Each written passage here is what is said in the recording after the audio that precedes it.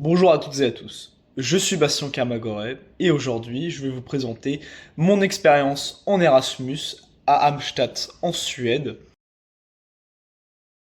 Alors, premièrement, je vous conseille d'arriver aux alentours du 20 août pour pouvoir participer à la période d'intégration, les Nolnings.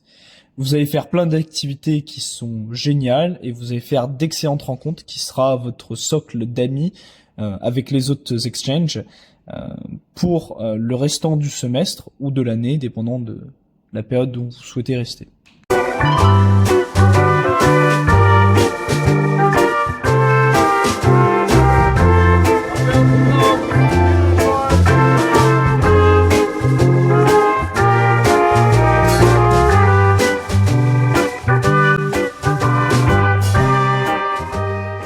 Maintenant que nous avons vu la période d'intégration, on va aborder l'aspect universitaire.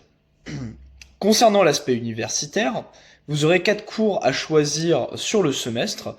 En construction, il y a principalement que des cours de recherche. Vous aurez beaucoup de papiers à lire et vous en aurez à produire sur la performance des infrastructures, sur l'innovation dans le management et la finance. Personnellement, j'ai choisi un cours de suédois en supplément pour plaisir d'apprendre la langue et la culture, et c'est bien utile là-bas.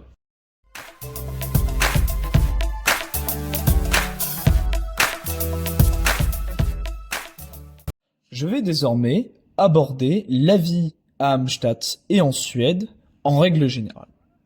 Pour ce qui est du coût, il faut considérer environ 800 à 900 euros, voire plus, tout compris par mois.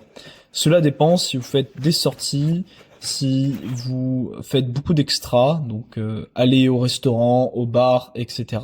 Toutes les sorties externes coûtent assez cher. Amsterdam est une ville très calme en règle générale, même s'il y a toujours des activités et toujours de quoi faire et de quoi s'amuser.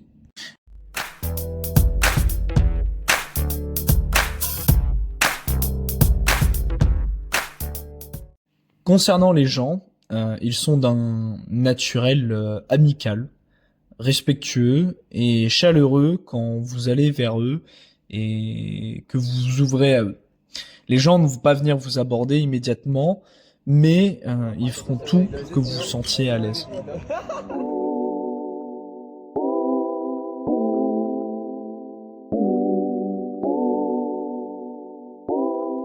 Comme j'ai dit précédemment, Amsterdam est une ville calme et c'est le cas pour la Suède en règle générale, même dans les grandes villes. Quand vous allez à Göteborg, il y a de l'affluence, mais pas énormément.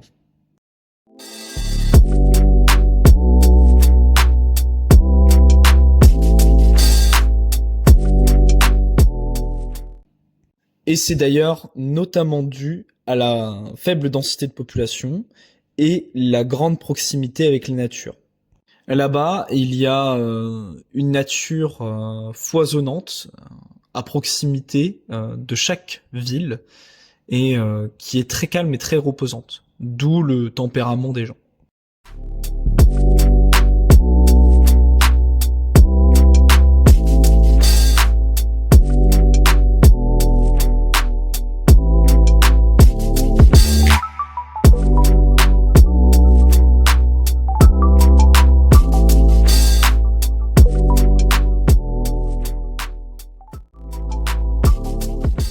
Je recommande de visiter le patrimoine, les musées, l'architecture en général de la Suède.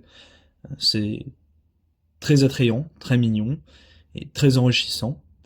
Bien que ce soit un pays très proche de la France, il y a beaucoup à apprendre.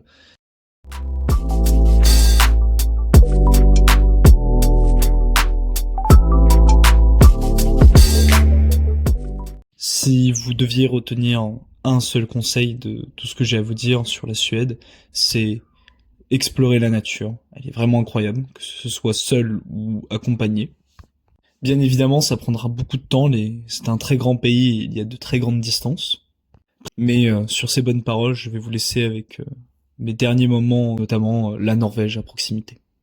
Bonne fin de vidéo à tous.